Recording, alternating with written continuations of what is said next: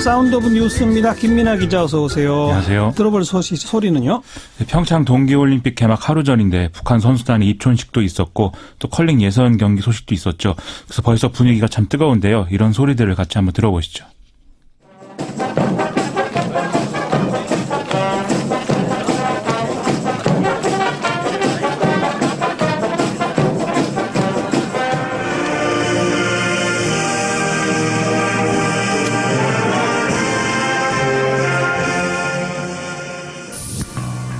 안녕하세요. 컬링 믹스더블 국가대표 이기정입니다. 파이팅! 출발합니다. 플레이 좀 해줬으면 좋겠는데요. 자, 갑니다. 네, 갑니다. 그대로 와서 앞에 있는 그런 데서 뛰는 거. 네, 좋습니다. 네, 좋아요. 좋아요. 네. 밀려났어요. 자, 휘어져서 들어오는데 좀 센 것 센터로 같습니다. 들어올 수 있을까요? 네, 들어올 수 있을까요? 네. 지나가죠. 지나갑니다. 자, 이랬는데 대한민국이 스틸에 성공합니다. 됐어요. 들어왔어요. 네, 앞서 일부에서도 소식 전했습니다만 우리 선수단의 첫 경기 믹스더블 핀란드를 9대4로 이겼다죠. 그렇습니다. 핀란드가 사실 그렇게 강팀은 아니다라는 게 언론의 분석인데, 그건 우리도 뭐 출전국 중에 따지면 거의 뭐 이 뒤에 있는 상황이기 때문에 뭐 아주 좋은 스타트다 이렇게 얘기할 수가 있겠습니다. 예. 컬링 믹스더블 종목은 총 8개 팀이 참가해서 리그전을 치른 뒤에 상위 4개 팀이 4강에 오르는 방식인데요. 조금 있다가 8시 5분에는 세계 랭킹 3위인 중국하고 2차전을 치르게 된다고 합니다. 하루에 경기를 2개를 해요? 이게 뭐 여러 경기를 치러야 되기 때문에 진행을 하게 되는데, 예. 뭐 좋은 결과가 좀 있었으면 그렇죠. 좋겠습니다. 앞서 북한 입촌식 소리를 좀 들었던 것 같은데 그야말로 인산인해였다고요? 국내외에서 상당히 많은 취재진이 몰려왔는데 북한 기자들하고 우리 기자들하고 이 취재 열기 때문에 뭐 신경전도 일어나고 여러 가지 이제 일이 있었다고 합니다. 또 올림픽 찬가가 울려 퍼지고 난 뒤에 올림픽기와 인공기가 같이 올라갔는데 다른 국가들의 경우에는 국군 의장대가 이걸 개항을 했는데 이 북한의 경우에는 이제 민간인이 했다고 하네요. 이게 남북 간의 어떤 특수성 이런 것들을 감안한 조치라는 것이죠. 하긴 북한의 인공기를 우리 국군이 개항할 수는 없죠. 그렇죠. 그럴 수가 없는 거죠. 네. 이후에는 이제 강릉 선수촌의 퍼포먼스 팀이 준비한 공연과 북한 취주학당 공연이 함께 진행이 됐는데요. 북한 선수들과 우리 퍼포먼스 팀이 좀 손을 맞잡고 원을 그리면서 빙글빙글 도는 이런 모습도 연출을 했다고 합니다. 좀 남북 사이에 복잡한 현안이 지금 산적해 있는 상황이지만 적어도 스포츠 영역에서는 좋은 분위기를 이렇게 좀 만들었으면 하는 그런 바람을 가져봅니다. 네. 자, 다음 뉴스. 북한이 오늘 창군 70주년을 기념하는 열병식을 국제사회의 우려에도 불구하고 강행을 했는데요. 조금 아까도 이 문제 가지고 토론을 했습니다만. 예. 김정은이 참석한 가운데 오전 11시 반부터 1시간 반 정도 행사를 진행했다고 지금 뭐 얘기가 나오는데, 지난해 4월 15일 김일성 생일 105주년 열병식의 경우에는 3시간 동안 했기 때문에 상당 부분 뭐 축소했다 이렇게 볼 수가 있을 것 같습니다. TV 생중계도 뭐 이루어지지 않았다고 하고요. 네. 이에 앞서 북한은 예년과 달리 또 열병식에 외신 기자들을 초청하지 않겠다 이렇게 밝힌 바도 있죠. 예. 아까도 잠깐 제가 언급했습니다만 토론 도중에 우리나라 미국을 자극할 만한 무기가 과연 열병식에 등장했느냐 지금 아직 확인 안 되고 있다죠? 이게 이제 제가 내용은 안 나왔다고 준비를 해왔는데 방금 들어온 속보를 보면은 ICBM급 미사일 2개가 나왔다고 합니다. 지금 나왔다고? 지금 이제 열병식 진행한 거에 대해서 녹화 중계를 지금 조선중앙TV가 하고 있는데 예. 방금 이제 화면이 나온 모양입니다. 예. 그래서 이게 안 나왔으면 앞으로 북미 관계가 상당히 좀 진전될 수 있지 않겠는가, 북미 대화가 가능할 수 있는 그런 조건이 마련될 수 있지 않을까 하는 기대도 좀 가졌었는데 네네. 이게 좀 나와서 이 북미 대화의 기준으로 보면은 좀 걸림돌이 될 수 있는 그런 상황인 것 같고요. 근데 그 ICBM급이라고 하는 게 그동안 열병식에 등장했던 건지 신무기인지 이것까지는 조금 더 확인해 봐야 될 것 같고요. 그렇습니다. 네. 문 대통령은 오늘 각국 정상들하고 만남을 가졌죠? 그렇습니다. 이 정부는 평창 동계올림픽을 북미 대화의 계기로 만들겠다라는 분명한 계획을 갖고 있기 때문에 주로 이 얘기를 각국 정상 및 관계자들에게 강조를 했습니다. 일단 시진핑 중국 국가주석 특별대표 자격으로 방한한 한정 공산당 중앙정치국 상무위원을 만났는데 이 남북 대화가 북미 대화로 이어지도록 중국 정부가 많은 역할을 해달라 이렇게 당부를 했고요.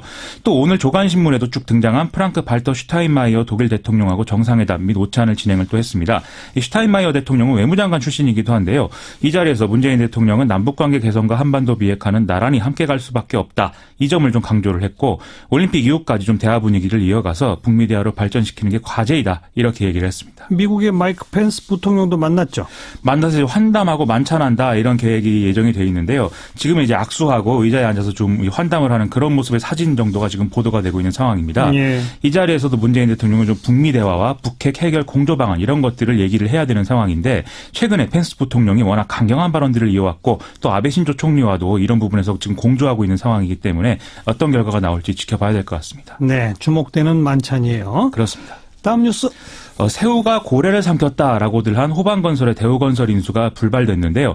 어제까지만 해도 산업은행은 호반건설 측하고 인수합병 관련 논의를 진행을 했는데 오늘 호반건설이 우선 협상 대상자 지위 포기 의사를 밝혀서 절차가 공식적으로 중단이 됐다고 합니다. 네. 애초에 입찰 적격 대상 3개사 중에 본입찰에 호반건설만 단독으로 참여할 만큼 좀 흥행이 안 된 상황이었기 때문에 대우건설 매각 당분간은 추진하기 어려울 것이다. 이렇게 예상이 나오고 있습니다. 갑자기 포기한 이유는 뭡니까? 해외 사업 부실 문제가 돌발적으로 지금 나왔기 때문인데요. 대우건설은 올해 초에 모로코 사피의 복합 화력발전소 현장에서 문제가 발생을 해서 기자재 등의 제작을 좀 다시 발주해야 되는 그런 상황이 있었는데 지난해 4분기 실적에 이걸 반영함으로써 3천억 원 정도의 잠재 손실이 났다는 것이거든요. 네. 이로써 7천억 원 수준을 웃돌 것으로 예상했던 지난해 영업이익이 4천억 원 수준으로 줄었고 특히 해외 사업 부문에 있어서는 지난해 3분기까지 855억 원이었던 누적 손실이 연간 4,225억 원 수준까지 급증을 했다는 겁니다. 아하. 산업은행은 이러한 사실을 어제서야 확인을 했다고 하고요. 호반건설이 지금까지 지난해 3분기 실적 기준으로 인수합병 추진을 해왔기 때문에 이게 포기가 불가피한 상황이 됐다라는 것이죠. 산업은행은 왜 이런 사실을 미리 파악하지 않고 매각을 진행했을까요? 인수합병 논의 진행 시에 산업은행이 대규모 경영관리단을 통해서 이 대우건설의 경영을 살피는 과정을 거쳐야 됐는데도 이게 이제 대규모 부실을 사전에 알지 못한 것이기 때문에 논란이 불가피한 상황이죠. 그렇죠. 만일 산업은행이 이 해외 사업장의 부실을 파악하지 못한 문제라고 하면은 뭐 무능하다 이런 비판을 피할 수 없게 되는데요. 매각을 급하게 추진하면서 자유한국당 등이 뭐 특혜 의혹 이런 것까지 제기한 상황이 된 것도 하나의 문제라고 볼 수 있을 것 같습니다. 네. 반면 대우건설 경영진이 호반건설 인수합병에 불만을 갖고 부실을 감추고 있다가 뒤늦게 알린 게 아니냐 이런 추측도 이 시장에서 나오는 모양인데요.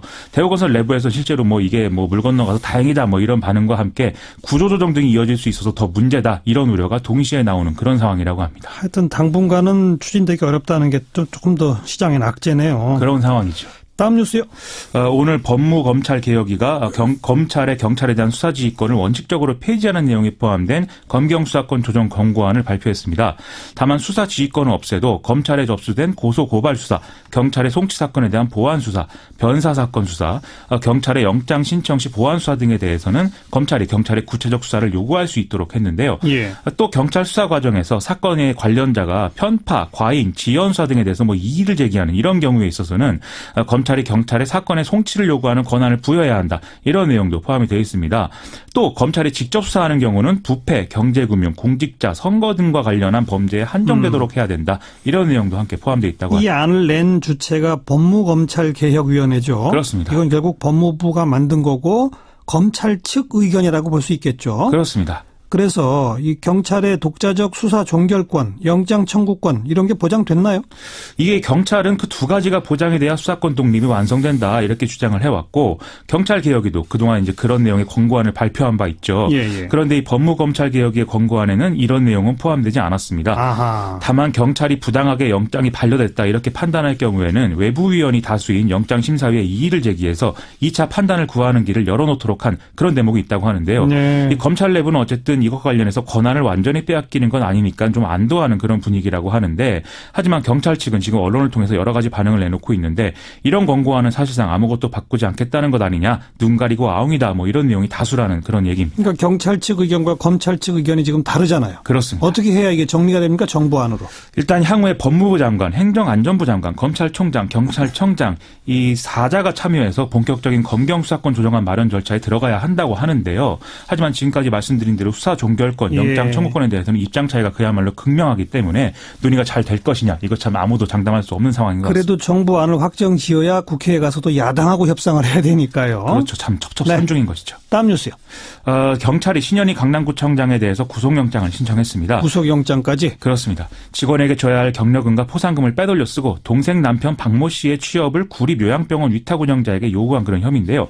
여기 박모 씨는 출근도 안 하고 이메일로 한 달에 한 번 간단한 식자재 단가 비교 정기계표를 만드는 업무를 하는 것만으로 26개월간 급여 총 1억여 원을 수령해갔다고 합니다. 그리고 본인도 직접 돈을 빼돌렸다고요? 그렇습니다. 또 얼마를 빼서 어디다 썼다는 거예요? 이 강남구청장 취임 이후 5년간 빼돌린 돈이 한 9,300만 원 정도 된다고 하는데 동문회비, 지인 경조사비, 화장품 구입비, 미용실비 등 개인 일에 쓴 것으로 조사가 됐고요. 아하. 또 당비와 정치인 후원금을 냈다 이런 내용도 있는데 이게 규모가 어느 정도 되느냐에 따라서 논란이 또 커질 수도 있을 것 같습니다. 일단 지금 보도가 이런 형식인 걸 봐서는 비중이 크지는 않은 상황인 것 같은데 지켜봐야 될 것 같습니다. 일단 신현희 구청장은 부인하고 있죠? 그렇습니다. 구속영장이 나올지 한번 봅시다.